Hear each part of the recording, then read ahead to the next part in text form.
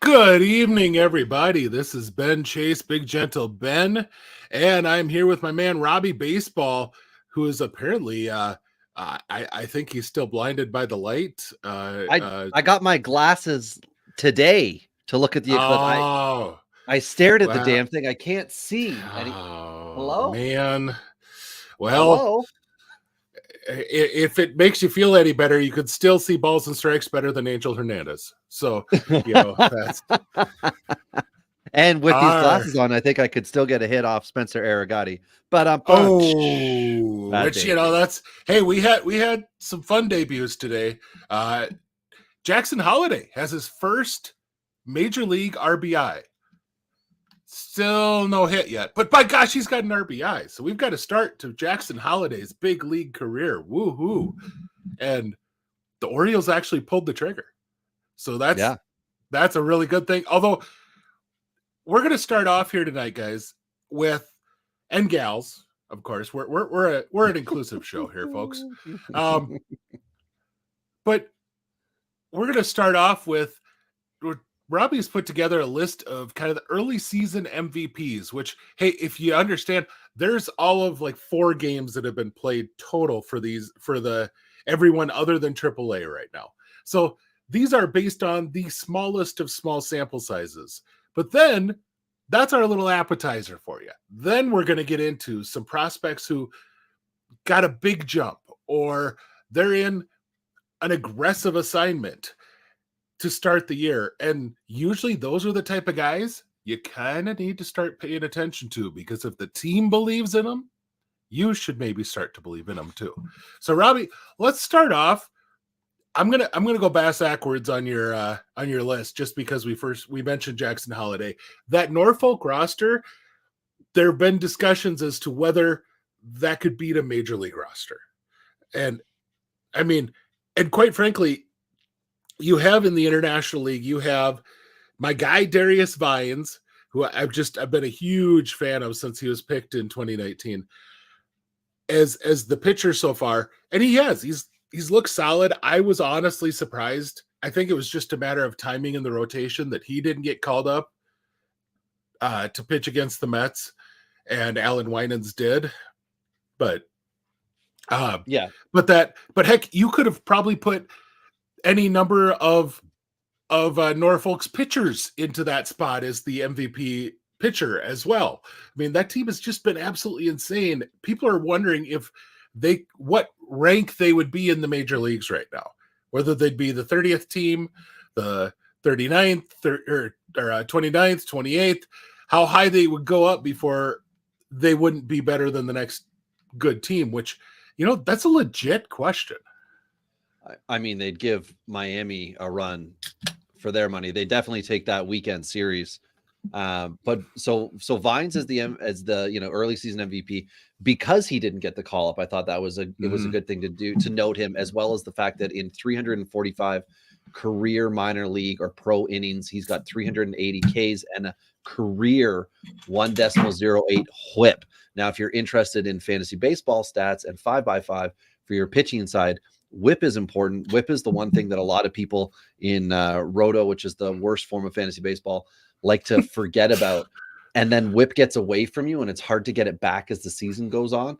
But if you can get a guy with a decent career whip, that's okay. Usually you want to be around 1.2 whip is what you're aiming for out of a guy. And you hope they, outperform that. 1.25 is typically my cutoff point for pitchers. Vines is well below that as a minor leaguer. And I think it was an injury last year that pushed him out of the view of the potential call-ups last season, if I'm not mistaken. When he was 24, he was like a cusp guy. And I don't know exactly what he pitched last year, but I wanted to just make sure we mentioned the 2019 7th round pick. And yeah, I mean, Norfolk is great. Good for that. I can't see. I got to take these off. I can't see the damn board. I got to take it off. Yeah, so Norfolk, we know what they did. They all blew up. Those players went off. So good for them. And like it should be a fun year to play against them. It'll be interesting as the year goes on, if those guys don't have anywhere to get called up to. The pitchers that do well against them. That's what I want to start to watch. Who's Norfolk's what pitchers are going up against Norfolk, I guess, is do I want to watch them? Is that going to be interesting if you have MILB TV and you can watch all those games? That might be something to watch. So, but if we go to the So Pacific League, oh, sorry, go ahead. I was just going to say, at Vines last year, he did get a call up, but it was on his call up that he got injured. He ended up having a shoulder injury while he was with the big league club. Okay. Kind of started out as a long man and then got a couple starts, looked good. I mean, the guy, he put up a 3.98 ERA and like he always does, a 1.08 whip. The guy has an ability and he actually walked more people in the majors than he did in the minors, but they couldn't hit him. So he still put up a very solid whip. And so, I mean, you got to appreciate a guy with that kind of stuff. This isn't a front of the rotation guy at all, guys. This is, he's a back end guy. I would say a likely swing man and a hopeful number 4, but that's a guy that could eat up innings and potentially give you some quality starts if he can get that role, which, with Spencer Strider out, there's going to be a spot that's kind of up for grabs in that Atlanta rotation. So yeah, long term, we're talking here, right? Like and Ian Anderson, for anybody who's holding out hope, like I am in a couple leagues, that is all September. We are holding out hope for fantasy playoffs, final stretch, and then 2025 for him. But yeah, when we move to the Pacific League, we've got Colorado, who we'll touch on a couple times tonight. Their left fielder, Jordan Beck, 22-year-old, who was the 2022 38th overall pick. So that was a competitive balance round in 32 at-bats. Oh, Joe. Ouch, Joe coming in hard, hitting up that Vines, or I'm assuming he's talking about that Vines, Ian Anderson could be better than Max Fried. Well, I'm guessing either way. Just doing long toss right now. Either way, my call that Fried would have a better Cy Young finish than Strider is actually looking pretty smart right now. Hey, if there's votes to be handed out come September or come October, we won't see any for Strider. But back to back with Colorado in 32 at bats, 313 average, 1144 OPS, 3 dingy dongs, and 9 ribbies, which is great. On the pitching side, we've got an Angel on the mound, and I've got him kind of somewhat specific because of who he is. This is Andrew Wantz, age 28. 2018. That's okay. 7th round pick. Only 3 games, of course, but 3 games. 293 average, 23 Ks in 15 1/3 innings, and talking about that whip, decimal 9.8. And with the Angels, we could potentially see him come on up this year because, hey, why not? If the Angels pitching staff is doing anything at all, I could see them potentially looking to move arms out, whether that's salary related, whatever the heck it is. There's just no one that I think is a long-term guy in that rotation with the Angels. Like no one's untouchable, I guess is what I'm saying. No, which means a guy like Wantz, who is 28 and like this is found money, right? He's been in your organization, I think, from day one. You could bring him up and maybe he's a Davis Schneider type for any of the Blue Jay fans out there who like a long, slow roll prospect. Maybe Wantz could be that guy for the Angels. So, Beck, I think we might have a chance to see him like before Memorial Day. Just the way he's when's that so in far, America? That's That's the last. What's that in Canadian? The last Monday in May. Oh, the May 2-4. Yeah, the May 2-4 weekend. Okay, great. That's what it's called here. Okay. And you'd have bush parties in Northern Ontario, and I don't know what the rest of the country would do, but you just call it the May 2-4. That's when everyone opens up the cottages and the camps. Yep. Yeah. It's kind of your lead into summer. There you go. Okay. So you think we could see him that early? Cool. I think he has looked and the other end of things, he's looked very good. The other end of things, nobody has really seemed to want the corner outfield job up in Colorado so far. The folks that are up there are not hitting well. Michael Toglia is hitting well, which could push Chris Bryant to DH full-time or most of the time. Injury. He might be splitting time with Charlie Blackmon there because Lord knows you don't want Charlie Blackmon out in the outfield anymore. But then, I mean, Beck could just go get it in the outfield, and that's a huge outfield. So a guy who's probably a natural center fielder playing left in that outfield is going to be a really nice fit defensively while he figures out the offensive side of things. But Yeah, that's that'd be great. And I mean, Sean I Bouchard, like who it. was penciled in as a potential guy, he had an injury in spring training. It Mhm. slowed him considerably.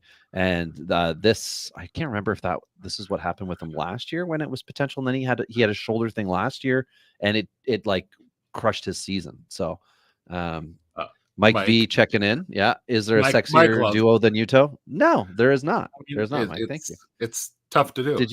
Did you Our miss me wives with may the glasses? disagree. Yeah. Did you miss me with the glasses, Mike? Yeah. So and So then yeah. that's AAA covered, Yep. locked and loaded. I got to do the timestamps, right? Because Yeah. our Oh Lord and yeah. Savior, Mr. Govier wants timestamps, and I want to give him that.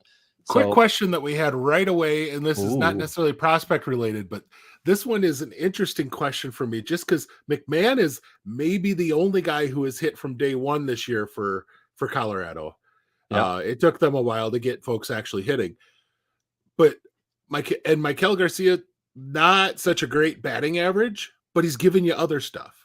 yeah, And he's all cats. I'm he's Garcia. he's eligible. The thing for me that would sway Garcia here is McMahon probably has second and third eligibility in a lot of leagues. Garcia adds short in a lot of Yeah. leagues. That's a big selling point. If he's shortstop in your league, this isn't even a question. Otherwise, I would lean Garcia barely if they're both second, third. That's a hair. agreeable. I've got in my home league, which is played on Yahoo for some reason. I've got Garcia, and he's third base, shortstop. So for me, he's in at shortstop, and he's just locked and loaded. Yep. He is my new Mondesi, and I say that because I held on to Mondesi far too long, and the Kansas City relation. So I don't want that to happen to him. Of course, I'm just saying that's in my home league, that's who he's replacing. So so moving here to AA at the 12-minute marker, making my time stamps count. 12:30. I'm going to keep delaying the talk. We've got Wilfred Veras with the White Sox, 21-year-old, who 11 at bats, massive average, 545 average, but two ding dongs and a 1727 OPS. Like to see that. We also have Petey Halpin, who in the Eastern League with Cleveland, 2020 third round pick. This is a slow burn guy. I feel like I talked about him in our next three with Cleveland. If not, I was thinking about him. Also in 13 at bats, a 538 average, one ding dong, 4 ribbies. And on the pitching side, we've got Tyler Wosner with Milwaukee. Now I've put in his height and weight because for pitchers, those are extra things that do count for, arms falling off and whatnot. 6'4", 230. This is a big boy.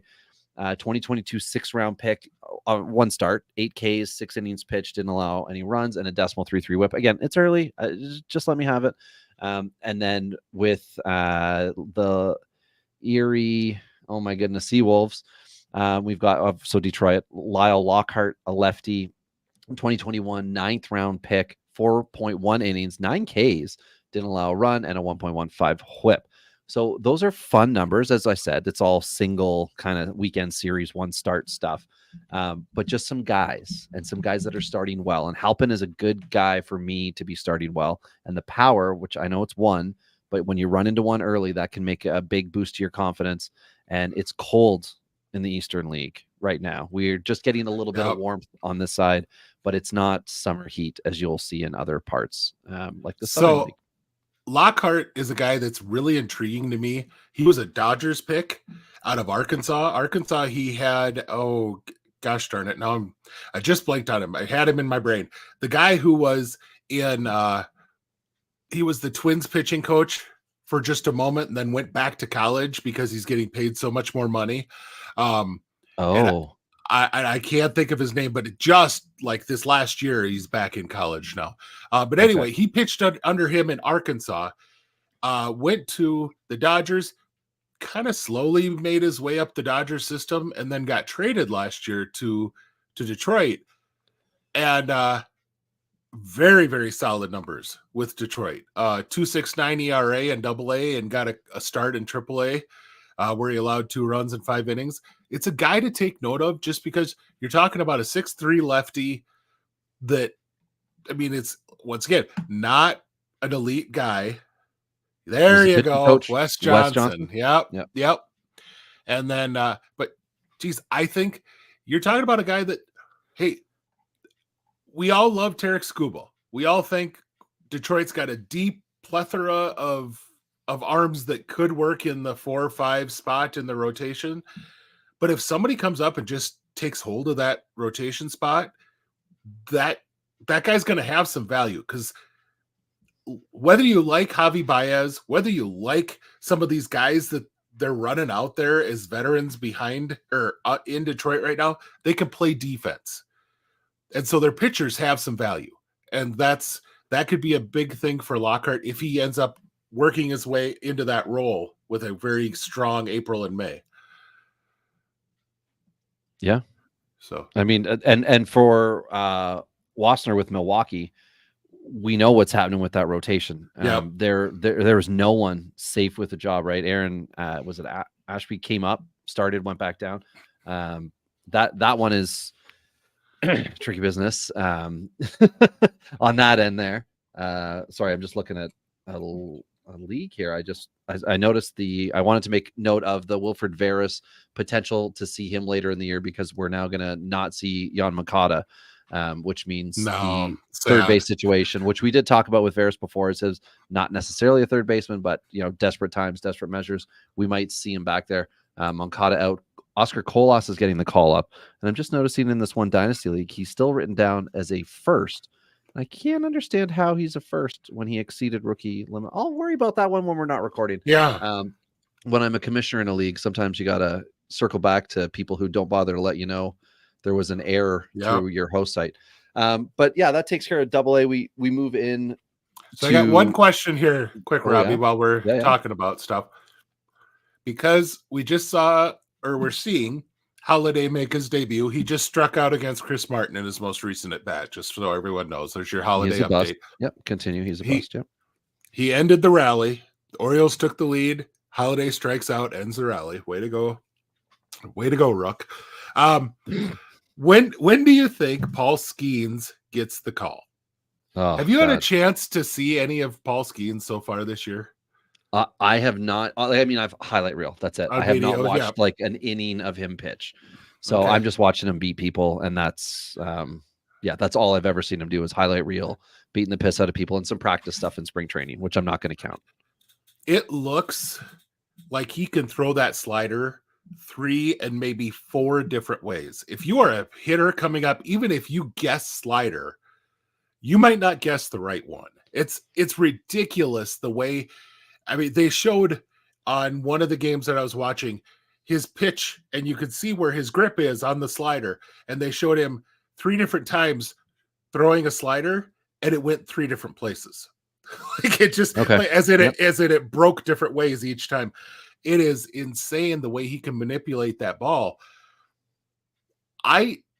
If there could be 2 reasons here. Skeens got plenty of innings last year. Everyone says, the Pirates were probably pretty careful with him because innings. He got a ton of innings last year. He really isn't going to need a lot of buildup this year. He could go right out and immediately start throwing 5-6 innings the rest of the year, and it's not going to be a big jump for him. Mm-hmm. So I dismiss that particular argument that the Pirates are trying to manage innings this year. I was honestly surprised that they did not call him up this week, because I believe today or maybe tomorrow is the last day that they could call him up for the prospect promotion pick. Yeah. The rookie of the year compensation. Yeah. And so I was surprised that they didn't bring him up. But then look at their rotation. Where's there been a hole in the Pittsburgh's rotation so far? Right. Honest to goodness, they've pitched very well so far. And that is maybe the only thing right now that is keeping Paul Skeens in AAA is you have Mitch Keller, the guy that they've committed to long term, right, has a 5.29 ERA. But Martin Perez, that they signed off of out of nowhere, $1.89 ERA in 3 starts. Jared Jones, 386 and 17 strikeouts in 11 2/3 innings. Marco Gonzalez has actually pitched to a 2.45 ERA over 2 starts. Now, Bailey Falter, you could make a good argument there. I wouldn't have an issue with that argument. But Falter even hasn't been terrible. He had one really bad home run game and then had a pretty good start. So that could be the entirety of the reason that you're not seeing Paul Skeens right now. Now, I'm not saying that Bailey Falter should ever hold back Paul Skeens. Don't ever put those words in my mouth. Not for the sake of talent, but for the sake of service time, for the sake of early in the year, we're not counting the games down and, X number of days. I mean, service time manipulation is supposed to be muted by what you were talking about earlier with the compensation. But for a team like Pittsburgh, they very well may be like, it's just not our time. They had Chase Anderson as well in their system. And I feel like they had another guy. And Anderson was all right last year, I think, with the Rockies. And he's with Boston now and likely to now take over a rotation spot for the Red Sox. And Pittsburgh was willing to let him go. And they felt good with Falter and company. So they're probably going to give a bit of leash. I mean, I would like to be wrong, but probably going to give a bit of leash so that all of us in the dynasty world and the prospect lovers just have to patiently or impatiently wait it out. It's not related to performance. We know that. No. But that said, Skeens has only thrown 6 innings total in 2 starts. So he hasn't exactly stretched himself out all that much either. So if you're asking me when, I would say if you target May 1st, that's probably not a bad time to think. By then, somebody in that rotation is going to show their true colors, whether it's Marco Gonzalez or Bailey Falter or, hey, unfortunately, it happens. It could be Jared Jones. I don't want that to be the case, but it could be. And then you have the opportunity for him. But more than likely, I would say the month of May is probably when you're going to see him. All right. But okay. So we could then take off into we're getting out of AA. We're getting out of the high minors. And now we're going into those A-ball boys. So we'll just call this A-ball then for the sake of simplicity and so that we can get to the actual topic tonight. So in the Texas League, we've got Rangers prospect Liam Hicks, only catcher that I'm going to bother to mention. 615 average and 4 walks. I think that's cool. A 2021 9th round pick. Kansas City's got a 3rd round pick from 22 starting pitcher Mason Barnett in 5.1 huge innings, fan, 8 Ks, but and to your point of huge fan, 128 innings as a pro, 157 Ks for Barnett. That's fun and exciting. Highly touted prospect Noah Schultz in the South Atlantic League, 2022 1st round pick. This guy's a 6'9", 220 beast, 4 innings pitched, 10 Ks, didn't allow a run, .5 whip. You've got the 2022 70th overall pick. This was a 2nd round compensation pick, I think. Chandler Simpson, 6 stolen bases, 545 average in only 11 at bats. So 6 stolen bases, 11 at bats. I can't remember if he had multiple walks or not. He must to be doing that. Another steal machine in the Midwest. Right fielder Juan Bin Cho with St. Louis. Joking with the steal machine because as Ben and I were talking about earlier, Cho's supposed to be working on that power game, but in 19 at bats, he's got 4 stolen bases. And that's something to note because this is fantasy baseball we're talking about here. We'll take stolen bases from a guy who's not supposed to get them, even though they're not yet counting for us. The fact that they're in the bank helps out with that prospect value, rounding out his game. For those looking at the Midwest League, just to keep in mind, pretty much all of the Midwest Leagues so far has not seen a temperature that hits 70. So it's been fairly chilly, and you've had a lot of days with a little bit of a light mist falling over things. That's kind of the weather this time of year in the upper Midwest. That's where a lot of these teams are. So the fact that Cho isn't driving the ball out right now, I'm not terribly worried about. And there's just for all the Canadians out there, so 70 American is 21. I had to look it up, 21.111 Canadian for us in the Celsius world. So 21.1 or 21 was like, that's summer. That's Canadian summer right there. Yeah. So we're not seeing that yet across pretty much our baseball landscape here. So back here to the Midwest with starting pitcher Cleveland Parker Messick. Now this is interesting, of course, because Cleveland arms fall off and they move players up, and we've seen all these fun things. So a 6', 225 lefty. That's a big fella. 5 innings pitched, 8 Ks, a 1 whip, and he did not allow any runs. Not on the 40-man or anything, but like let's just point out fun, exciting things.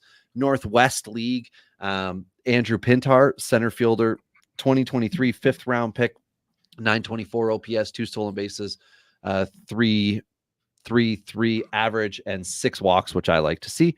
The starting pitcher that stood out from that league is Colorado's 2nd round pick from last year's draft, the lefty Sean Sullivan. He is 21, 13 Ks in 6 innings pitched. Now, we do know that you already don't need to worry about it because he's a Colorado pitcher, but hey, sometimes they trade guys, okay? Sometimes they do. And maybe he's a guy that could be traded. Go to the Carolina League. We've got Brandon Pimentel with Washington. He's undrafted, 23-year-old, 12 RBIs, 1 home run, 1 stolen base, and a 1200 OPS in 18 at bats. I wrote whip, but I meant to put OPS. Yep. No, sometimes it was those that numbers one. Mess up. There we go. That's one that caught my eyes because even though it's only just a ball and he's a college guy that went undrafted, it's still an undrafted college guy that's jumping off to start the season like that. It's something definitely to take note of. Yeah, 23 in A balls, not ideal, but we'll take it. We've got a starting pitcher, Liam Sullivan with Washington also. He's a 6'6", 255 lefty, only 21. He was a 2023 13th round pick. That's a big boy for sure. 9 Ks in 4 1/3 innings. When we start to see promotions for other guys, it could be players like Sullivan who quickly get the bump up, as we've seen in years past with Spencer Aragati, who did make his debut tonight. And I only joked about being able to hit him tonight. This is a guy who's done pretty well with Ks, but as Ben talked about, not a top tier starting pitching prospect for fantasy long term. So 2 leagues left, and then we can get to the fun, exciting stuff. Florida State League. We're talking 13 at bats here for Rain Donkin. Why not? Minnesota, third base, J15. I couldn't figure out the year. One dinger, 7 RBIs, 1300 OPS. Starting pitcher that had a good one, Jonah Tong of the Mets. Again, this is Florida State League, so he's probably going to be up in September. He's a 2022 7th round pick, 4 1/3 innings pitched, 11 Ks. I'm interested in that. Move into the Cali League finally, and we got 2 fun, exciting names. We got Zahir Hope, who we did talk about this offseason as part of the next 3 with the Dodgers, 19-year-old lefty. He's got 3 dingers, 6 RBIs, stolen base, 1450 OPS. And starting pitchers for the Angels are on this board twice, and it's essentially a death sentence. May as well have just said Rockies pitchers. Barrett Kent, 2023 8th round pick. The righty is 6'4", 19 years old. He's got 5 innings pitched, 8K performance, .4 whip, and 1.80 ERA after 1 start. Those are the guys. We'll check back in a month and see how those guys are doing. We'll also throw new names on when we get into May MVPs or something fun like that. So I'm going to do a little transitioning here because, we're professionals. But we're going to start by talking about Rain Doncon because he was actually a Dodgers signee in 2021.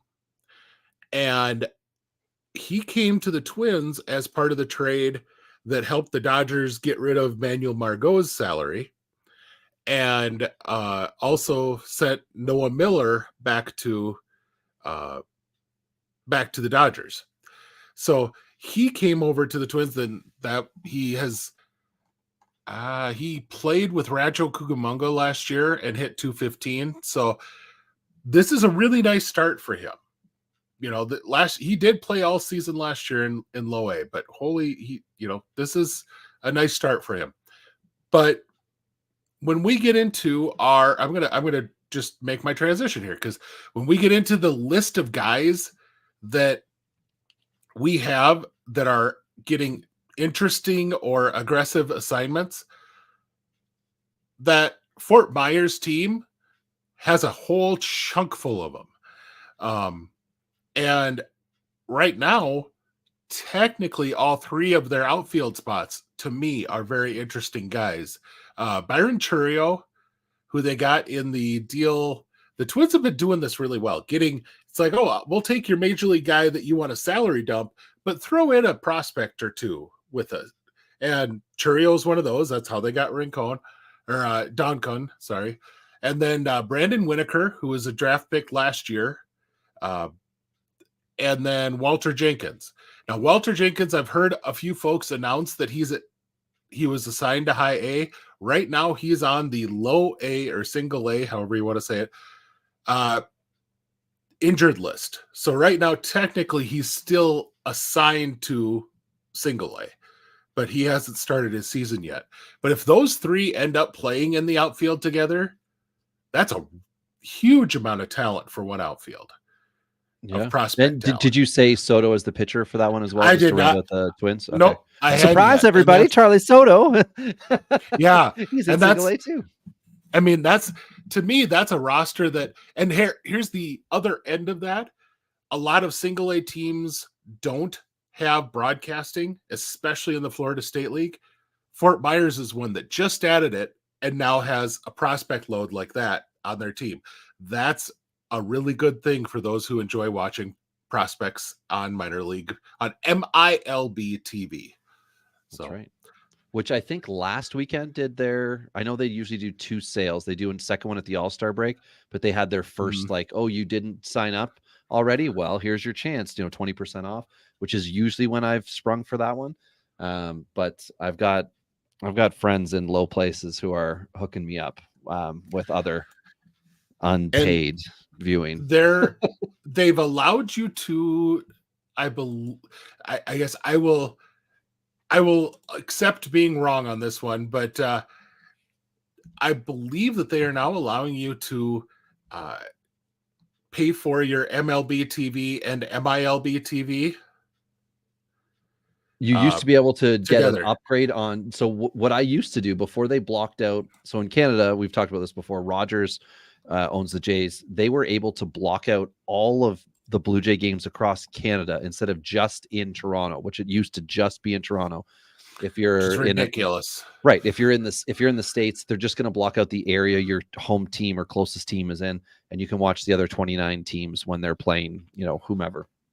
But somehow MLB.com was like, "What's that, Rogers? You want to block the entire country from watching the Blue Jays because you own the Sportsnet, which is essentially ESPN Canada?"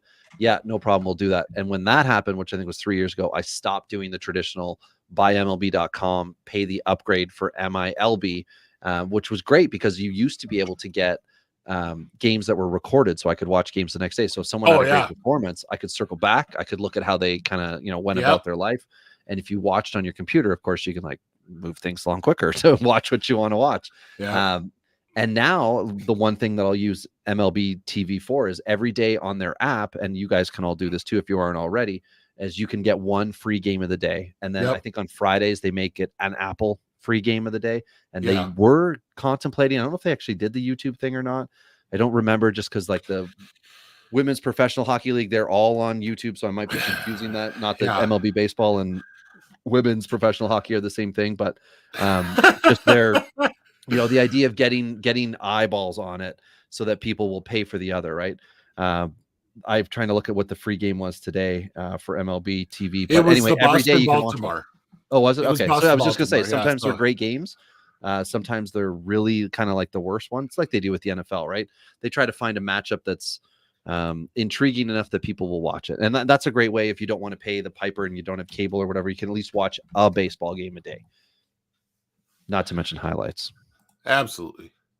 So now that we've, I hope we're going to get our check now from MLB and MILB for promoting. I thought we were sponsored. Are we not? We're not. Oh man, I must have read the email wrong. Why did I give them my SID number? Well, Wait, that wasn't the one from the Prince in Somalia, was it? No. Shoot. Oh, okay. He's been paid. I'm simply waiting Oh, okay. to get my money back on that one. He has been Okay. paid. Sounds good. Sounds good. So I want to start with my boys because the guy who I listed on here was really interesting only because he ended up listed on the single A roster, has not played a game yet for them.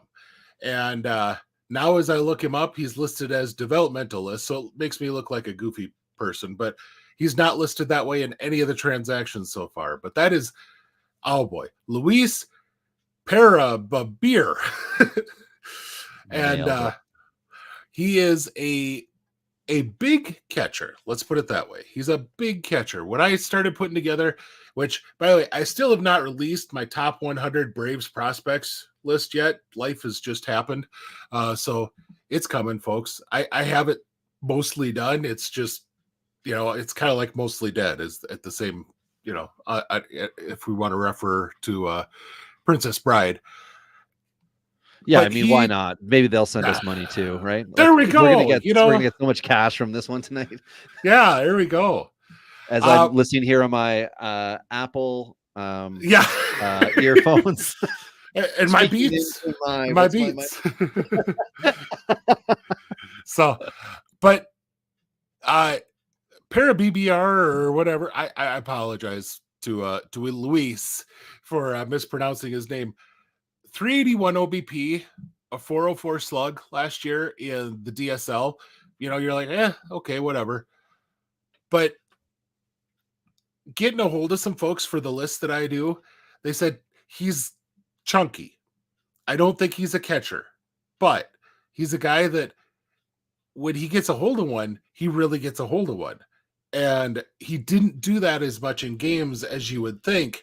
So watch for him. He's probably going to end up as a first base type of guy, but he's got a good arm, so maybe he could be an outfielder. But the Braves put it right now, still have him on the Augusta roster at 18 years old, technically now. Just turned 18 on Monday. So this is a young kid that the Braves don't do this a lot. When you see a guy jumping levels with the Braves, that usually means you need to start paying attention. Okay. So, but I'll get him out of the way just because it's like, but so you've homered out. You've had your homer minute. We'll circle back. So we will go in somewhat of an order, but because you put in a separate email, you said you forgot to put this guy, and I feel like we're going to scroll down and we're going to forget Logan Evans, pitcher for Seattle at AA. And this is post his draft year, and going to AA right away. That's an aggressive assignment. Note to the Logan Evans fan club out there. So I guess that's Sam. Well, and it has been expanding quite a bit this year that, there's a lot of folks coming out of spring training that were talking highly about Logan Evans. And so first start, 4 innings, no earned runs, but 3 walks and 2 strikeouts, but I 6'4" righty with some stuff that's ticked up this spring. Certainly a guy to keep on your radar. And in an organization that has had success developing players and pitchers specifically right now. Don't ask about infielders, but pitchers and outfielders, they are seeing success at the major league level with that. So Alex Mooney is a guy we've got here, shortstop with Cleveland at high A. Rafael Ramirez Jr., another shortstop with Cleveland. I mean, what are the odds that Cleveland would have shortstops of note getting aggressive assignments? The one guy shortstops and pitchers. Yeah, I was just gonna say the one guy out of this that I'm the most interested in is former high school pitcher Alex Clemmy, the lefty, also going to be at single A. Clemmy's part of, and I haven't seen Jacob Zibin, Zibin, who was drafted in the 2022 draft out of high school. I haven't seen where he's gone, and I briefly looked tonight, but I was too blinded by the next guy we'll mention post Cleveland. But is there any of the Cleveland guys that in particular, Ben, that you're interested in of the Mooney, Ramirez, Clemmy range? Clemmy's just like, the left-handed pitcher that we can all kind of dream on. But what about like a Mooney Ramirez? Do you got any thoughts, feelings, emotions? I mean, Ramirez is really interesting in that he's son of a longtime big leaguer. His father was a really good ball player. Well, okay, really good is stretching it. His father was a major league ball player for That a makes lot you of an years. excellent player, You know, regardless. yeah. So, if you're but there. he got through a lot of the clubhouses he was in the really crappy Braves clubhouses in the 80s and then decided to transition to the really crappy Astros clubhouses after the late Just 80s. missed. So yeah, he just missed all that. So but Ramirez is a guy, I don't know that he's a shortstop long term, but type of guy that Cleveland just loves to develop, that he's got a little power, a little speed, can play around the infield. This is the type of guy that they just seem, Tyler Freeman and Gabriel Arias, and they keep bringing up, and every so often you hit on one and they become Jose Ramirez. Right. I'm not saying that's who this guy will be, but Cleveland does a really good job of developing this profile to the point where one of them will hit down the road. So, I'm not saying this will be the one, but you could take a shot. I was going to say, so 80% chance, not 100. Got it. Okay. An interesting assignment that I just wanted to touch on, not technically a prospect, but it's an aggressive assignment, and that's Alek Manoah, high A for the Blue Jays. Yes, that's right, everybody. Last year's opening day starter for the Blue Jays is now in high A, and it's an aggressive assignment because he's struggling. Now, this is, a couple days after the big blow up, and everyone in Blue Jay land is just beside themselves. Manoah's done this, that, the other. Yeah, I mean, we get it. There's clearly something wrong. I don't want to say it's conditioning, it's this, it's that, whatever it is, we got an issue, but the guys at high A, we're going to be monitoring it. And the Blue Jays are absolutely, in my opinion, not in a position to add a $10 million starting pitcher. And that's why we're going to continue to see them punt every fifth start, whether they continue to do it with what's his nuts, Francis Bowden, or they decide some other guy's worthy of it. It's going to be a bottom of the barrel type starting pitcher, and we're going to have to watch and see what Manoah does. And I can't, honestly, Ben, I can't imagine they would do anything but think he is okay at high A and move him straight to Buffalo. I can't see them going to New Hampshire. Like, I just don't see it happening. It's going to be, okay, we think we've kind of figured this out.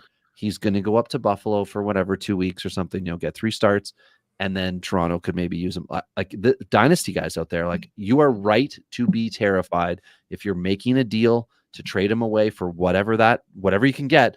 Hit me up on the X at Robbie Baseball 1 and tell me what your Manoah trade is, or in our Discord for Palazzo Pod. It is free. My OnlyFans is $3 a month, as is Govier's, but he calls it Patreon, and he gives you articles. I'm just pictures of trucks. Pictures of trucks with and without mufflers.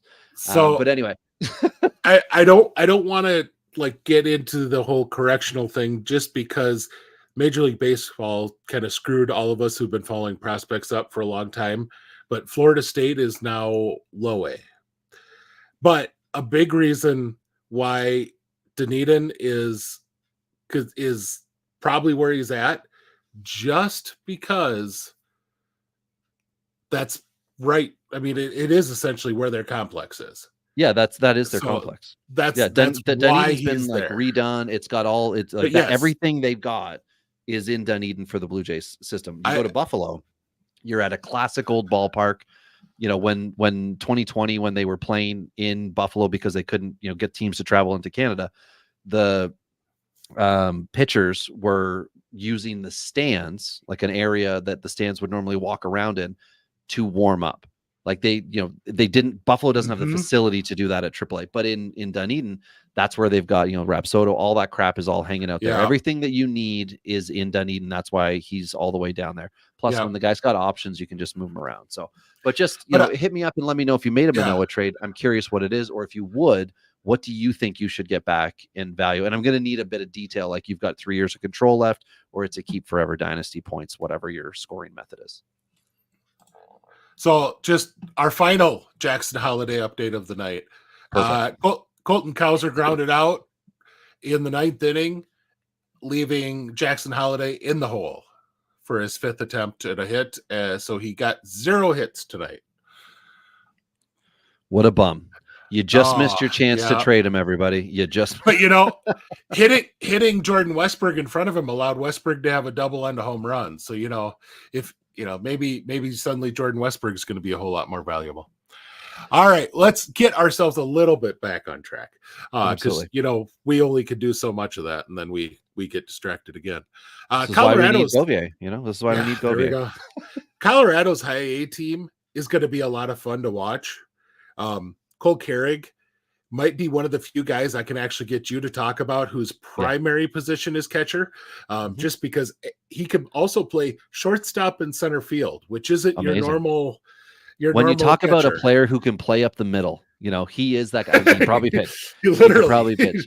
But Colorado catchers do excite me. I know they've never been able to do it with fantasy. Tom Murphy's as close as we got. We got a little pocket of Tom Murphy's success, and I'm not counting Diaz, who's there right now.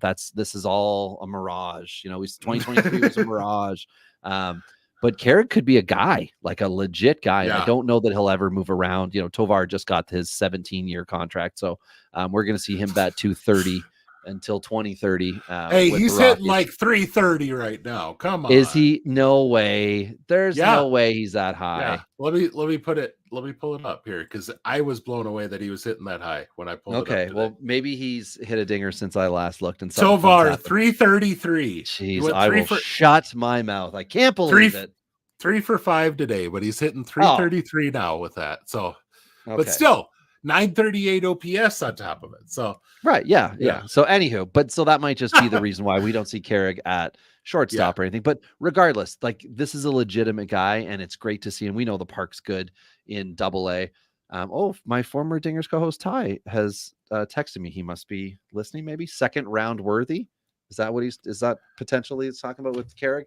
I think that son of a bitch. So in my home league last year, Ben, I drafted Tovar in the second round. It didn't pay off.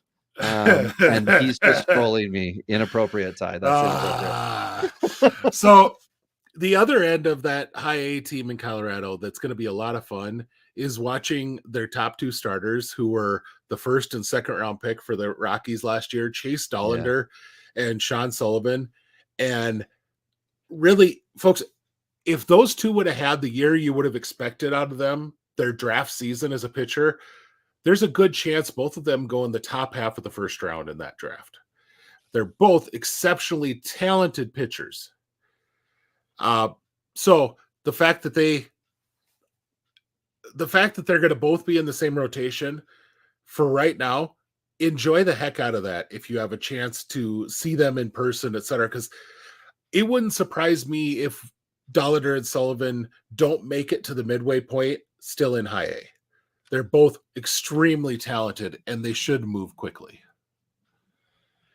Yeah, I agree with that. And there's nothing holding Colorado back, because, outside of Feltner, what was Feltner's thing? Like 10 Ks he had in his last start? Like, again, like we're talking about the mirage, like Kyle Freeland is... I hate you have dynasty teams in transition when you're collecting Rockies pitchers. So the fact I can tell you a lot about Rockies pitchers right now hurts me in some dynasty leagues, Ben. But when I am crossing my fingers for the Feltner start, can he do something good? Yeah, that tells me that a guy like Dollander and a guy like Sullivan have room to come up and quickly, because goodness gracious, we need some hope within the Rockies fan base. Not that I'm an official Rockies fan base person, but I certainly love the fact that they can get names and potential, impact players out there, as well as the Sean Bouchards of the world, who are the come out of nowhere guys who can be productive because of the size of that park. So anyway, those are some Rockies. Love him or hate him. I want to quickly give you a name because you asked about him, and so I looked him up. Jacob Zibin is technically on the single A roster for Lynchburg, but he's on the 60-day IL. Oh, okay. So he's injured. Yeah, and I guess that would explain why he has not pitched a professional inning so far. Yeah. So and there's no news Anyway, on it because I looked at him in the offseason and I couldn't find anything. So anywho, yeah. on to Detroit here at minute 49 and 30 seconds because we're timestamping it. Yeah. I shouldn't have picked this one. Hi-Yu Lee, baby, with Detroit. Double A. We're moving up to Double A. And we've got Jackson Jobe, the right-handed pitcher, former first-round pick. They're in Erie, and we already mentioned Sound Money checking in what pitchers, what trucks. You want to know? You come to my OnlyFans, or as I jokingly say at work, my only chefs, where we can talk that now. Double A. It was Lair Lockhart, the lefty who had a good start for Detroit. That was the other guy that we mentioned earlier. So we got three future Tigers. We're not allowed to touch the soundboard, so we don't have the sound effects. Jobe looked better than what his numbers will tell you in his first start. If you watch that start, you know what I'm talking about. The Erie defense that day was living up to the town's name. It was frightening. And Jobe walked out of there giving up 3 runs, and I believe they were all unearned. But because of that, he ended up in just kind of a mess of a bunch of runners on base, and so they pulled him. So that's just his first start looks worse than it truly was. I don't know that it really looks bad as far as ERA is concerned, but it looks bad as far as walks and strikeouts and things, just because I'm sure, guys make 3 errors behind you. You start getting a little PO'd and you throw the ball a little bit around the strike zone more than you do. That's not surprising. So I wouldn't take anything out of that first one. Hi-Yu Lee, really fun contact hitter. I like the assignment at Double A. That means that he's at least on the brains of Tigers front office, that they could potentially use him this year. That's always a positive thing for a guy. And a guy like that is an excellent pinch hitter type down the road. Makes a lot of contact sort of guy. So anyway, that's the Seawolves, baby. Yeah, there you go. Houston High A, we've got Luis Baez, who is arguably their most talented minor leaguer, and Cam Fisher, outfielder. I think Baez has already hit 2 out of the park. He's had a really nice start to the year. If I'm not mistaken, he was a cusp guy for my early season MVPs, but I figured we would talk about him anyway. So this is the guy, if you go to MLB.com, which again is not good if you want to be good at fantasy baseball. I believe he is their number 1 prospect there. This is the same MLB.com that has had Corey Lee as their former top prospect with Houston. So Houston has not had all the shiny, exciting guys. I mean, yes, they've had Alvarez too, but that's years ago now. So Baez is a toolsy type guy. He is smaller, and I believe, Ben, he is supposed to be a power first, bat first outfielder. And I don't really know the deal with Fisher. Can you enlighten myself and the listeners on that one? Can you go Fishering? Yeah, Fishering. Thank you. All right. Let's see here. I'm going to end up misspelling. Oh, no. Yeah, I did misspell his name. Like CAM? No. Like I put a C in the middle of the Fisher. It's just, No. The fish. Straight up. I put the fish into the sea. Oh, okay. Oh. So, whoa. 20 I thought I had jokes. Oh, boy. Ladies and gentlemen, this is 2 fathers doing a podcast, and this is what you get. All right. So Fisher was their 4th round pick out of UNC, and just kind of he reminds me build wise a lot of Drew Gilbert, who just doesn't blow you away at all until you watch him on the field and realize that he's like 3 steps ahead of everyone else on the field. And Fisher is kind of that guy, nowhere near the raw talent. But this is his, he got 31 games in single A, and they've immediately put him up to high A, hitting 100 in 3 games, but a 4 walks, 5 strikeouts. That's not half bad. So, but I think this is a guy that's just not, he's the type of guy that I think he would work pretty darn well in your left field, your right field, down the road as a platoon sort of guy. That's not going to hurt you probably be a good OPP guy down the road, like a Brandon Nimmo type. Let's put it that, like, there's, a Brandon Nimmo type, which Nimmo hit 2 dongs, I believe, against the Braves the other night. So every now and then Nimmo comes out of his shell and does something. But that's the type of player you're looking at here, and just the profile in the Astros system. They seem to just always develop that guy that's kind of ahead of the game as far as baseball instincts. They do something to get the tools to tick up on top of that. It's just something that Houston seems to do really well. Okay, so that's our swing over to the cheaters. Now we can go to the beaters because they always lose. Kansas City, and we struggled in the offseason to speak positively about the Royals.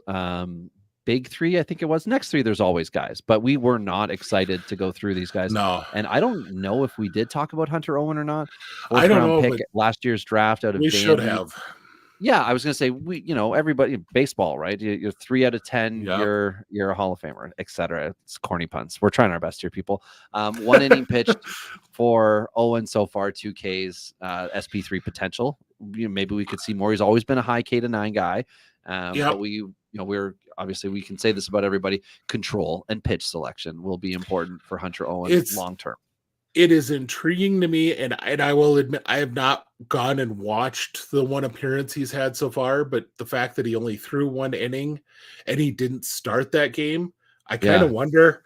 This is a guy who 35 pitches to get his 2 strikeouts. And in college, he made. Oh, he faced 5 batters in that. Yeah, walks. He made 12 starts in his final year at Vandy, 13 total in his college career in 34 appearances. So this is a guy who was a reliever for most of his college time until his draft season. Maybe the Royals just say, hey, this is a 6'6", 260-pound lefty that we could move quickly in the bullpen and get some use out of. So right. I don't know. Yeah.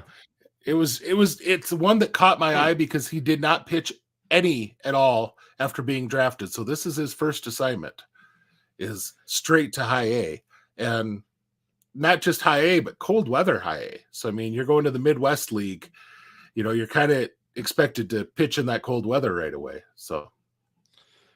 Yep. Enough Royals talk already. Let's get into a real serious organization. Absolutely. The Los Angeles Angels, everybody. At single A, they've got Francis Texedo. I mean, I love that like a side dish. Yeah. Left-handed pitcher. And at double A, the true aggressive assignment here for a 18-year-old Nelson Rada, outfielder, double A. So far in 13 at bats. We've got 2 hits with a couple stolen bases and what do you have? 5 Ks. Bless his heart, right? He's going to do his best. We're going to have to watch and see what he does with 100 at bats before we actually start to look at things here. But he's an 18-year-old that they jumped from DSL to single A last year with no time at the Arizona complex. And now they're making this jump again from single A to double A right over high A. The organization trusts him. Now, that says a lot that maybe we should all pay attention. This is a guy I think we had, when we talked about him, I kind of liken him to someone like a Jacoby Ellsbury, that's, a guy who's got a little bit of pop and quite a bit of speed, young, that probably is going to lean into more pop as he ages. But he's got a hell of a lot better arm than Jacoby Ellsbury ever did. Let's just put it that way. But it's going to be interesting to see how quick they move him off of double A, or does he spend the entire season there no matter what? Right. David Calabrese, I think they sent there last year at 21, if I'm not mistaken, and he just stayed all year and struggled, but stayed all year. They are one of the few teams that is very aggressive with their players, right? Like we've got, Zach Neto drafted and up same year. Yeah. Nolan Shenwell. Yep. And I've got them as my little name here in the ticker bot as LA Angels send Neto and Shenwell to AAA, because they were one of the teams that signed a ton of veterans to minor league deals who went either up out, or they're Miguel Sano and they made the team. Yeah. And those guys are not doing the best right now. So sometimes it's not the worst thing to have a guy who can hit 230 but play the position, making $1 million, and to have your prospects hitting and succeeding at AAA, in your minors. And sometimes we saw it with the Marlins 20 years ago, whatever it was. They had a bunch of prospects that came up. They all struggled together. They were a terrible team. And 3 years later, I think they won a World Series. So it depends on what the Angels' long-term plan is, which we know with the Angels is definitely going to change as the wind blows. But if the idea here is let's get aggressive, let's get a pack of guys up, let's get that core going, then maybe Rada's part of the plan. Yeah. Like if they got him at AA now, whether, like you said, Ben, they leave him there all year, or if he does hit well and come, July, they're thinking, let's move him to AAA. Let's not get crazy with it, but hey, this is the Angels. Like, come draft, things are going to happen in that organization. He's 18 until August. I mean, that would be an 18-year-old in AAA. That's pretty impressive to consider. Yeah, absolutely. But the tuxedo, which, you're talking about him as a snack, I'm kind of thinking that might be a different kind of bar than I'm used to going into. But anyway, a tuxedo snack. I'm sorry, just, but okay, bad. All right. Anyway, he's one, he got signed at 18. So he was an older international signee that went to the DSL, and then they've jumped straight to A-ball and allowed 0 innings his first outing so far. Now, granted, it was 4 walks and 3 hits, but he struck out 5 over 4. You'll take that. A win's a win, man. And yeah. And again, we don't know the nerves that are going on with a young man at that point in time, right? Like, you could be, the weight of the world is on your shoulders or on your arm in those moments where, like, maybe you think you're about to provide for your family and do all these amazing things, or maybe you're just thinking you want to get this done because you want to go to the store after the game. Like, everyone's mindset is different in these situations. He's thinking Chipotle. Okay, there you go. But a 6'2" lefty out of Cuba that was jumped up a level, or jumped up to full season out of DSL, as someone to at least keep an eye on. Oh yeah, absolutely. So moist, anyway. Definitely. Enough of the Angels. Let's go to the team that's just going to buy their player when they need it.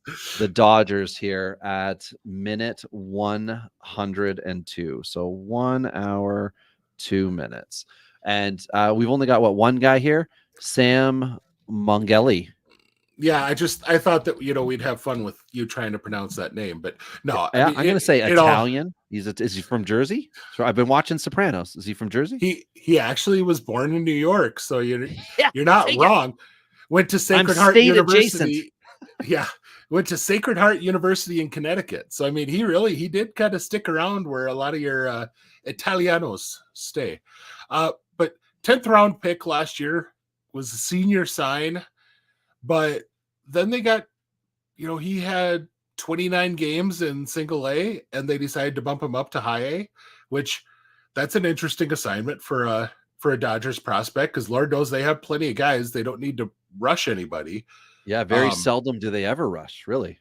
But I think a big part of this is he's a guy that can play everywhere. Last year he played second, short, and then all 3 outfield positions. So far this year, he's played second and third.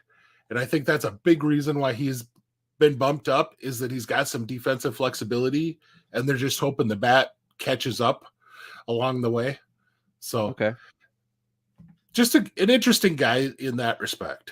So, yeah, we've got a Florida State alert here for Miami. And like the Marlins are getting hit hard here with injuries on the pitching side. Dating back to Alcantara. Things are not looking good. And this isn't a solution. This is outfielder John Cruz I've got here. He is an 18-year-old playing in Jupiter, and it just started. 11 at-bats for the young man, 4 Ks, and he's got himself 2 RBIs and 2 hits. So good for him. He's on the board now. This is J2 2021, would that have been, or 22? 22. 22 for Cruz makes more sense at 18. Yeah. He was a Yankees guy, and he's one of the 2 guys that they got for John Birdie. And this is a guy who's had a legit argument in the top 10 of the Yankees system before that trade. So the Miami might have gotten a steal here. as far as raw talent is concerned. But we're talking about a guy who's in his first ever full season assignment. You can't tag that already, but right. There's a hell of a lot of prospect intrigue to get back for a utility man, Right. And I mean, if you're the Yankees, you've got a lot of middle infielders. You've got a lot of outfielders who seem to, as they rise up, fail outside of Dominguez, who, I mean, whatever, we're not totally sure on. So it'll be interesting to see what Miami does with Cruz. Like you said, when you make those neat trades, right? It doesn't seem like anything notable at the time. But yeah, let's follow this and see where it goes, as we will go to Milwaukee. They've got I two love single these A two guys. Oh, all right. I'll tee you up and you hit him out here. We got Cooper Pratt, shortstop, and we've got Yofiri Rodriguez, who I remember some oft-read article talked about Rodriguez. If he skips complex, I think it was, is he going to be the next guy? Hype train type player. He did single A. All right. And so far, he's aggressive.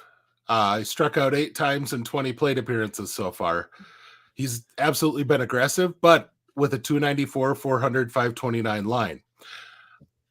You take that. And that's the trade-off. and he's a guy who is very, very comfortable in center field. So I absolutely love his profile. I have heard some people, and I think once you see it one time, you get a lot of hyperbole. But a lot of folks who saw him on Arizona's backfields and whatnot this year Milwaukee's backfields in Arizona were comparing his skill set to Jackson Chourio. And that's huge compliments. But what they were saying is, at the same age, at the same development spot, this is what Chourio looked like. And boy, that would be exciting, because Chourio went from Carolina League, which is where Rodriguez is starting, all the way up to Double-A that year as like an 18-year-old or a 17-year-old or whatever he was. But yeah, I mean, Rodriguez is going to be 18 all year, and he's already been pushed up to single A. It'll be interesting to watch. Let's just put it that way. And Pratt's just one of those guys he does everything well. It's hard to find a hole in his game. I think he will be a quick mover out of the single A assignment. I think he's one of those more advanced high school guys that's going to probably get a month in single A. If he's hitting 300, we're going to be moving up. But Joe's gonna make us sad. Joe's gonna make us sad about Milwaukee. Joe says we're also talking about an organization that can't develop hitters. Excuse me, have you seen Keston Hira? I mean, or Bryce Turang. Oh, I mean, they do a really good job putting Garrett Mitchell on the IL. And Sal Frelick. Okay, wait. Give us a month, Joe. We'll come back to that one. Anyway, just so everyone knows, Cooper Pratt was a 2023 pick last year, 6th round. So he is an under the radar guy, and that's what makes this one exciting, because a high school guy last year who's already hitting single A. That is not the MLB development way. Yes. Yes. Joe says don't Joey Weimer. So before we get off of or keep moving to beyond this team, because we already have covered their big club that I enjoy. You and I talked ahead of the show about Emmanuel Rodriguez and his start to the year. Rodriguez is a guy who was on the border of passive in his approach last year, if not actually there. And this year has really ticked that up. He's really attacking the ball. I've loved watching him play so far this year. He's laying off of balls, but when pitches or when he gets a strike, he attacks the crap out of strikes. And that's what you want to see. and I think I would have to look it up for sure, but he was stealing bases and hitting home runs to start the year, and you gotta love that. So as far as seeing him in the majors, honestly, I hope not, because if you see him, it means two things. One, the Twins suck, because they're not going to bring up Emmanuel Rodriguez on their current roster with guys like Trevor Larnach still sitting in AAA. They're going to keep bringing up the other outfield options they have that can provide for a winning club. But 4 stolen bases, Ben, so far for Rodriguez. 5 walks, 5 Ks, 357 average in only 14 at-bats. That's a lot of stuff. That's a lot of lines. 1 dinger and 5 RBIs to go with that. So not that, like you said, not that we want to see him up quick or anything like that. But the Twins would have to move bodies, like you said. So bodies would have to go out of town, trades and things like that would have to be made. I mean, this is the same team that gave Joey Gallo an MLB contract last year with the expectation of production. So head's not always in the right space with the organization. So that's enough. We've topped out on our Minnesota time. It's time to go to, let's get depressed, everybody. We're going to talk about the Mets. Well, the Mets we can go into. I want to do this real fast. Yeah, go for it. Top end prospect, and somebody asked, no Mizrachi talk. Well, Mizrachi's in Double-A, where he did make 5 starts last year, so this is not like a new level for it was him, an expected assignment, not considered aggressive for this particular podcast. First start of the year, 4 1/3 innings, 4 runs allowed, 3 walks. Now he did, and he hit a batter just for good measure. There you go. But he did strike out 7 and only allowed 2 hits. But right now the guy's carrying an 8.31 ERA, but he has a 1.15 WHIP. So, figure it out. But hey, there you go. There's definitely stuff there, but he just watch. I only watched I watched 1 inning of his in that start. He didn't know where the plate was. It wasn't good. But his stuff is so freaking electric that it worked to get strikeouts.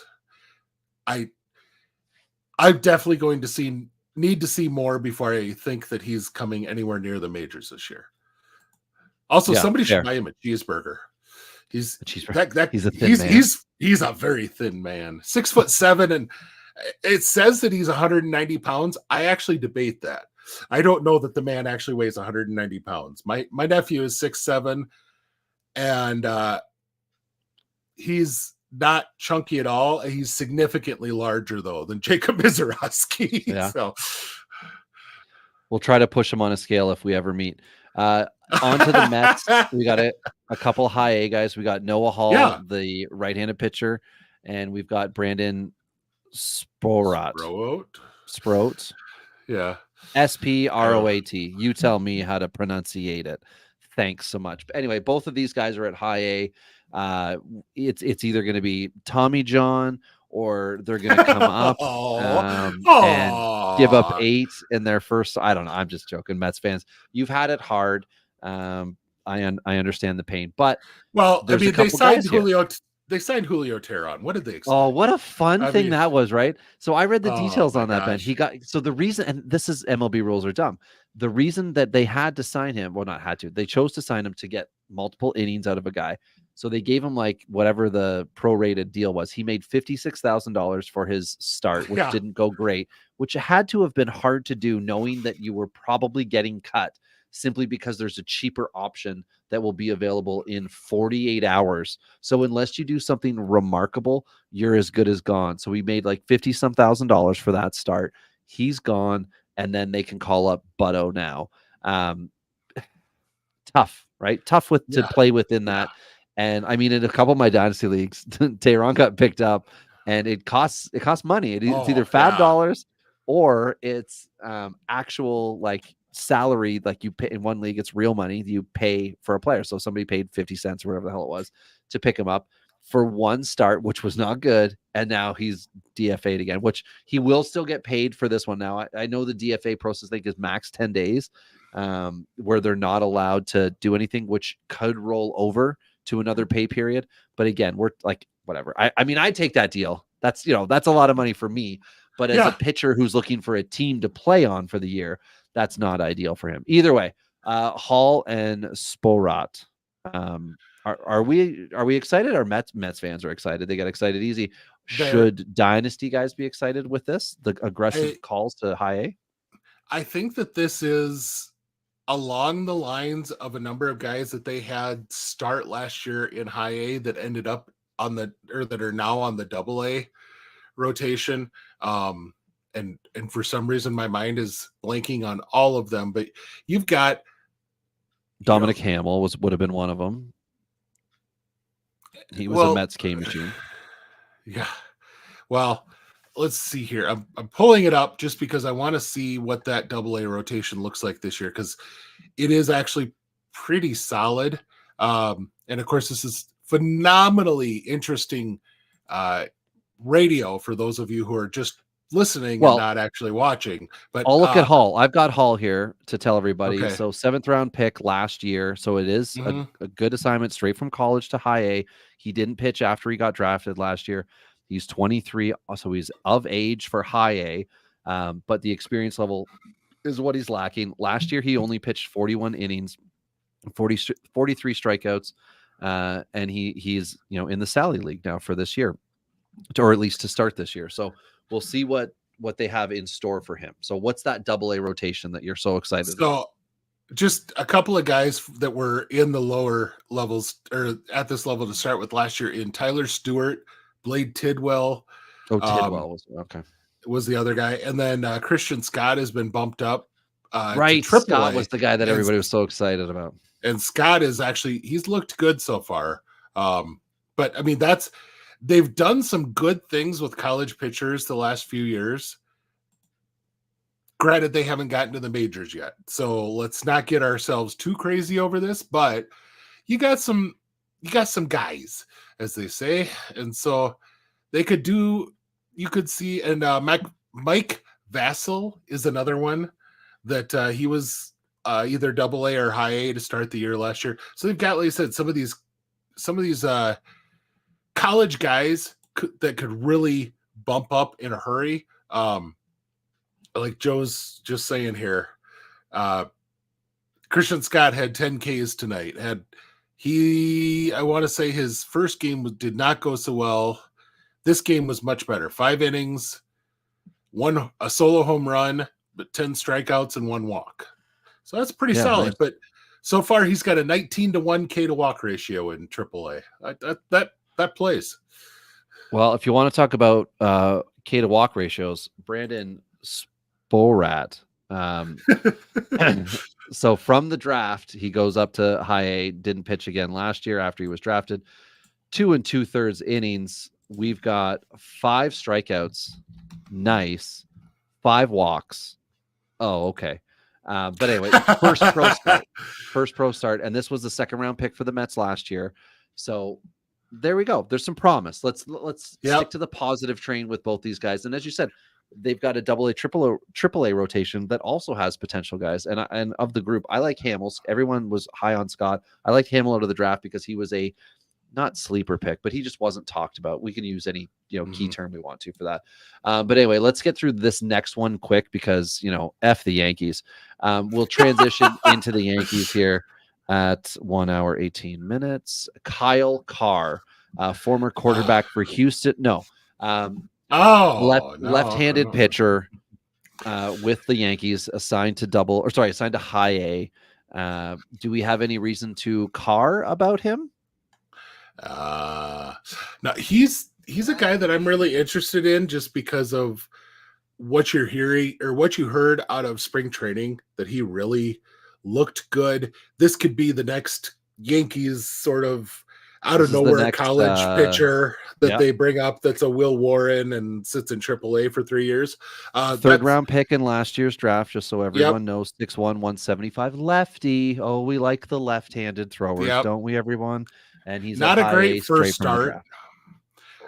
First start, walked 3, struck out 1 over 2 innings. That's not exactly super, but one start. So just a guy to keep in mind. He's, Yeah, they're not all 5-minute conversations for all these guys. No. And like I said, if it's a Yankee, I mean, really, Jacob Wilson got assigned to Double-A. This is a legit aggressive assignment. This was the Mr. Safe of the draft last year. Mm-hmm. And when Oakland made the pick, that was the consensus was, well, he will be an MLBer. And I mean, not that Oakland's going to rush or has a reason to rush anyone. But I mean, if they had a pitcher, that would be a good thing. Kyle Muller might be in that rotation if things don't continue, if things don't improve. He's been their best pitcher, I think, so far, and he's a long reliever. Not to take anything away from the A's having won 4 of their first 11. That's better than at least 2 other MLB teams. But Jacob Wilson, we like that he went there to Double-A. Do you think this is where he's going to stay for the year, Ben? Do you think he's going to, if he does well, do you think we could see him move to Triple-A? Like, there's really nothing to gain from it for Vegas here. Wait, where are they playing next year? For Sacramento? Wilson is one of those guys that there's not development to do. I mean, this sounds like, that's experience to get, right? Like, beat the level like it used to be. He's a contact guy that doesn't have a ton of power, doesn't have a ton of speed as far as offensive speed, but he has excellent range and really good instincts defensively. He's going to stick it short at the major league level, and that's a huge asset. So if he's hitting, let's say he's hitting 320 in July and playing elite defense, I think you get him at least to triple with an option to potentially see him in Oakland in September. Oh, okay. So you think it could be this year if all goes well for him? Okay. For a call-up. I don't think he's coming up. Call-up, Yeah. I don't think he's coming up in August and or in July and taking over the job for 3 months. Quite frankly, because if he's doing that well, I mean, remember, we're talking about a cheap organization. They want to make sure they have that prospect, pick that they can get the next year by having him on the opening day roster as a rookie eligible player. That's an excellent point to make, that would be to their advantage to ensure he would have rookie eligibility for like opening day 2025 to get that. Because right now they're spitting out Nick Allen with some Darrell Hernandez and mixed results, to put it mildly, from that combo. And they did pick up Tyler Nevin, oddly, but we're not going to get into the whole wristband controversy because some of the other podcasts here on the Palazzo, should we call this a network? It's like one channel, but it's a network. There's lots of us that put our hearts and souls into this thing, but some of the other guys did talk about it briefly from them. So on to our next, and I like this one. I like this one for the player himself. I don't like it for all the dynasty gurus out there who are like, this is the next Hall of Fame catcher. Ethan Salas with San Diego is back in high A, where he struggled last year before he was promoted to Double-A for a cup of coffee. Palazzo Net, I don't mind that. I mean, I'm not the boss. I don't have the ability to put forth or to make decisions. So tell me the movie, Ben. I make suggestions. Govier makes decisions. He only has to answer to God and management. Oh, I should know this. It's related to the team we just talked about. I won't. Other people are screaming it. It's Moneyball. Yeah. It's Moneyball. Okay. When they're talking about the scouting, and then all the scouts are like, "What's going on here?" Yep. Anyway, so back to Ethan Salas. I think this is good for him as a player. I think this really is going to tank his dynasty value because a lot of people are going to be like, you never go back a level. So if you are in a league where you care about a catcher, there's a time to get him where it's going to be more reasonable, and it's going to be the next 6 weeks. So here's a couple things that folks may not realize. The Padres' catching depth last year was absolutely beset by injuries in the minor leagues. That helped to allow Ethan Salas to jump up. The other end of things, Ethan Salas is very, very tight with Dylan Lesko. Lesko was coming back and not fully back from injury last year. They wanted to kind of let Salas keep moving while Lesko was building his innings. And I believe I would have to look this up. I believe it's not Robbie Snelling at is he at high or is he at double? I'll look it up. I'll let you know in a second. He's at double. He's at double. Okay. So but I believe by the time you get to midseason, I think what they want to have happen is they want to have Lesko, Snelling, and they want to have Salas catching him at double A. Okay. That's what I think the plan is. From the folks that you hear talk about it, those three were like peas in a pod at Complex this year, which is interesting when you got two white boys from, Nevada and California who are linking it up with a guy from the Dominican or Venezuela. But technically anyway, Florida, if you look on Baseball Reference. Well, yeah, he was born in Florida. Yeah, I think he that's was, where they technically. But so that's the other thing is folks underestimate, Ethan Salas was an international signee, but he was born in the United States. The guy had a grasp of the English language quite well, which is what a lot of international signees take a year to work on. And so he was able to communicate with his pitchers very quickly. And so this was a smart move in that, after low A, if you want to take a look at it, last year in 9 games at high A, he hit 200 with a 472 OPS. In 9 games in double A, he hit 179 with a 517 OPS. The bat wasn't there. He was moved because of the glove and his ability to handle the pitchers and the fact that they had a bunch of injuries among their catchers in the system at that time.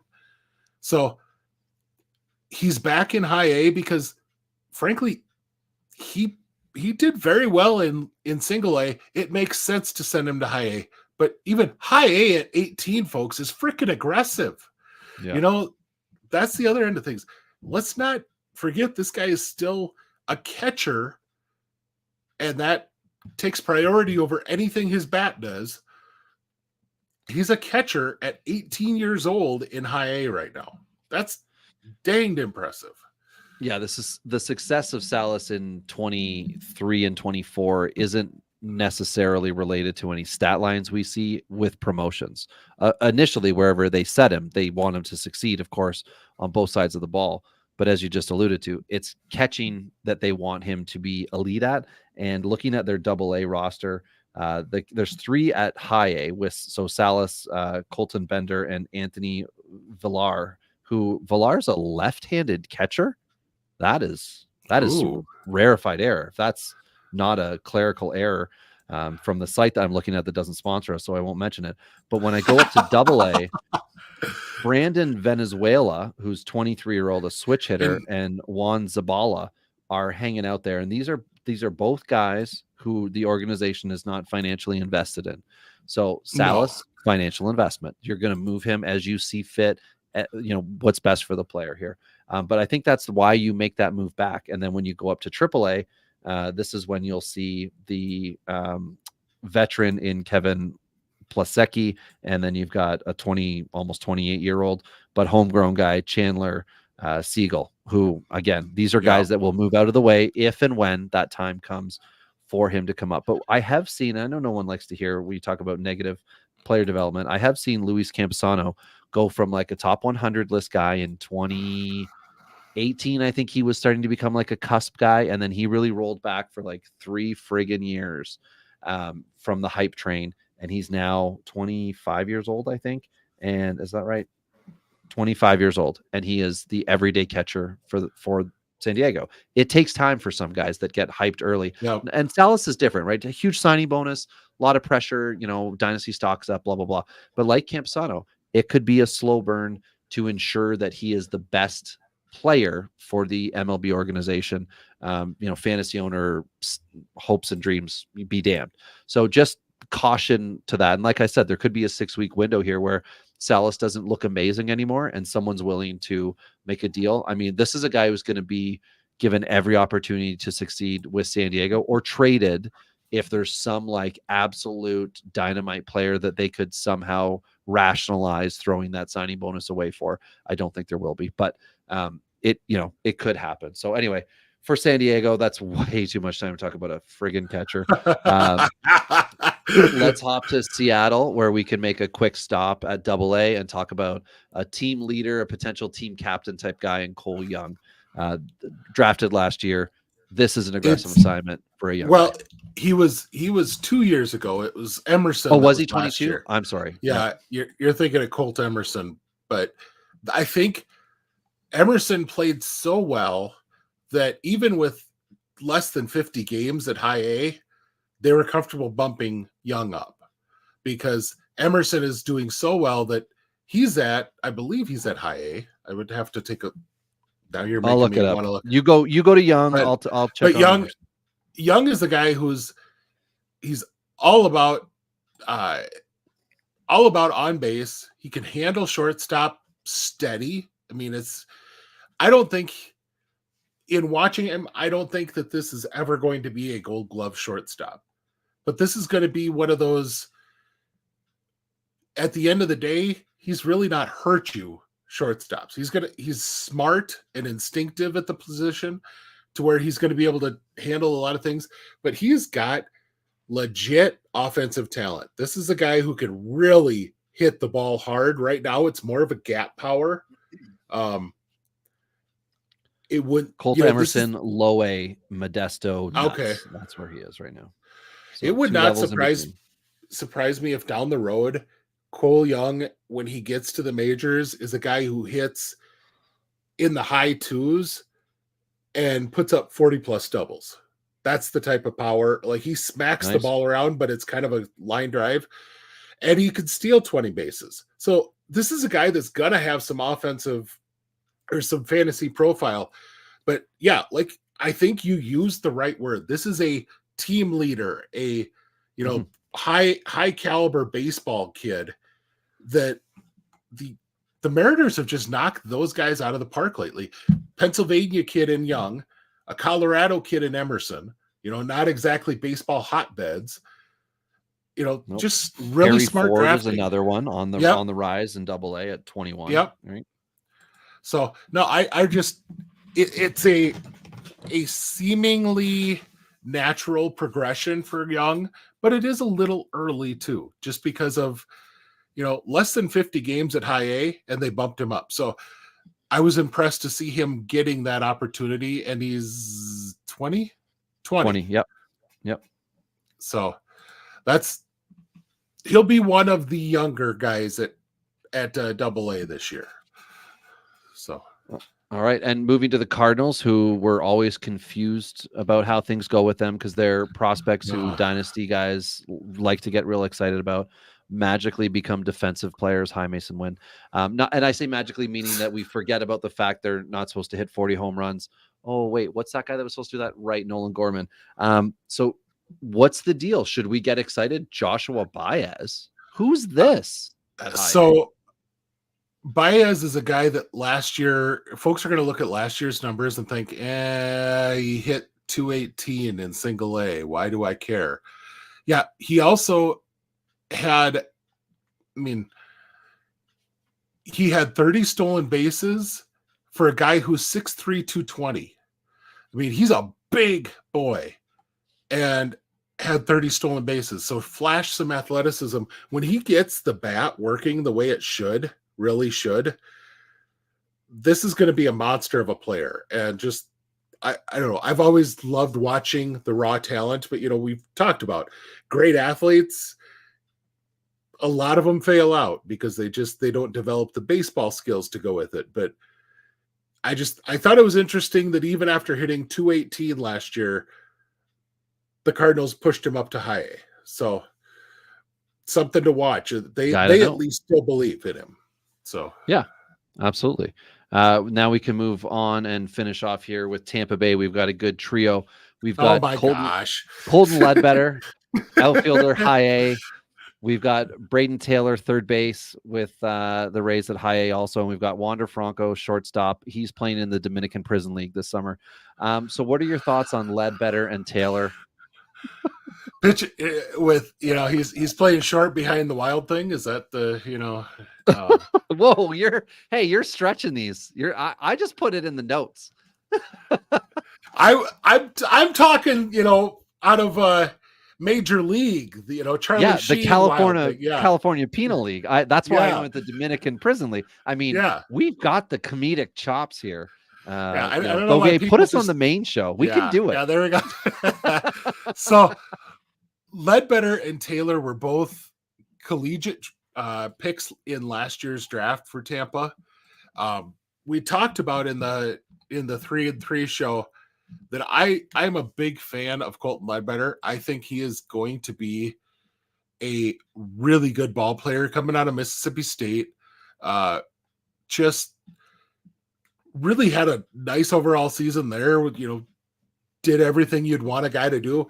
For his college career, he had 83 walks and 85 strikeouts. So this is a guy that kind of is pretty much a 1-and-1 sort of guy. And, granted, just 2 games so far this year, but one walk, 1 strikeout. So, that's very consistent hitter. Yeah. I like him overall. And then Braden Taylor is the guy that they got with their first round pick. And depending on who you talk to, that was either the greatest ever selection of a player. And of course, those who really believe in Tampa's development system think that he's going to be the next best thing since sliced bread. Yikes. But so I noticed him sliding a lot in dynasty drafts this offseason. Yeah. He in some 30-team leagues, he was going in the 80s. I believe in 2 30-team leagues, he went in the 80s, and that includes 1 points league where guys are absolutely shark hunting out there. Like they're going for, high upside guys, and Taylor just didn't seem to fit the mold for dynasty. So is there a reason why you're saying this could be a win for Tampa Bay and a great thing? Like, what's the upside on him that a lot of dynasty guys, like myself included, seem to miss? I just let him go. I didn't bother putting him on my boards. I thought I'm going to let someone else make that mistake, but that's a personal choice I have with Tampa Bay position players, where I feel like they don't actually develop them well, and that muddled infield outfield situation they always have takes away from their ability to legitimately be a star at the position. So the thing that I like, and it's actually shown through this year so far, so I'm feeling a little bit vindicated. Okay. Taylor is a better athlete than he is a power hitter. And I think a lot of folks were a little bit distracted by last year's 23 home runs at TCU, and thought that, this guy's going to likely need to move to third base, which he is. And he's going to fit that profile really, really well, because he's going to be a power hitting guy that's going to slide over to third, and just watch the Rays develop him and he'll become a great player. No, I think that he is going to be a guy that's a 15 home run guy, but might steal you 20 and could have a good average. There is definite upside here. I just think it's a different player than what a lot of people were trying to hype him up as. And so far this year, 3 games, 3 stolen bases. Which doesn't honestly surprise me that much. 5 walks, 2 strikeouts. I think he's probably going to move to Double-A by midseason, because he is an advanced hitter as far as the strike zone goes. But I think, folks, you might be able, in your leagues, you might be able to get him for cheaper than you should be able to, because he doesn't fit a traditional third base profile. And so far, he's played 2 games at short and 1 at third for Bowling Green. So, and we know that they don't have that highly touted prospect in the AAA lineup that was supposed to be in the MLB lineup that we'd already talked about people pumping the brakes on with Tampa Bay in junior. Caminero. Yep. Yeah. So yeah, I mean, there's certainly the option that you could end up having. He could move quickly if he plays to that level. So yeah, he's a solid ball player. I like putting him in Bowling Green for nothing, if nothing else, because he's going to a place where it's going to be tough this year to start, to hit for power. You know, you're going into the Midwest League. You're not going to power a lot of balls out early in the season because it's colder right now. And so that makes a hell of a lot of sense, but it's going to really screw up his line for a lot of fantasy owners. They're going to be wondering, oh my gosh, he's getting promoted to Double-A even though he has 2 home runs. What the heck? Yeah, I think, and he'll finish the year with 12 home runs and 30 steals, and people are going to start comparing him to Cabron Hayes. That's not who he is. But I think he's going to have a different profile than what you thought, but should be a solid third base profile that can really hit. It's just not going to be that guy like a lot of folks were hoping. So, and for those who let him drop too far, thinking he's a third base profile, but already you were power. Yeah, you were starting to hear already, like, this guy doesn't have the power for third that we thought he might. Those whispers were already starting to circulate. Well, no, but he's a better athlete than I think a lot of people were giving him credit, and he's probably going to give you a good amount of steals, especially in the way the game works now. So you might be okay wherever you drafted him, but it's still going to be, I think, early on, he was way overdrafted in FYPD. Those folks who'd had to do their FYPD in October, November, then some of the words started to get out. They probably did okay if they were drafted in March, comparatively. Right. Okay. I'm going to look and see where he fell in some of my other leagues. We had one that we drafted in August, and I feel like that's probably where he went the highest, but I will have a look at that some other time because we'll wrap it up. We've done 101 minutes of fantasy gold and dad jokes, and that's draining on us. So I think we should go and see if any of the members of our families are awake. We can go and bother them. And do we have any ideas for the next show, or are we just going to figure it out? We haven't had anyone really let us know that they have any fun ideas. We did put that out last show that if you got something you'd like us to really get into, but hey, we could certainly talk about week's high performers as we go along here. But absolutely, quite frankly, next week with Holiday coming up, with Arrighetti coming up, with some of the other guys that have come up already this season, might not be a bad idea to just sit down and do a who's been promoted show. All right. Uh-oh. Next episode, Joe, I love it. So if I can get back on Cinema 9, I went on Cinema 9 once and I said, let's do Fast and Furious. And I desperately want to go back. And I said, I'll do a chef one cooking one because that's my career. But my passion, Joe, is Fast and Furious movies. And his suggestion is that our next episode, we cover Fast and Furious Tokyo Drift, the best of the Fast and Furious. I don't know. Maybe we'll talk about it. Does it hold up? Either way, I'll do the show wrap up. Ben, find him at Big Gentle Ben on the Twitter. Myself at Robbie Baseball 1. Please join the Palazzo Discord. Please like and subscribe on the YouTubes. We are on the march to 1,000. We want cash money for the channel. Govier needs a gold tooth, everybody. Thanks so much for joining us on this episode of the Palazzo Prospect Power Hour. Peace.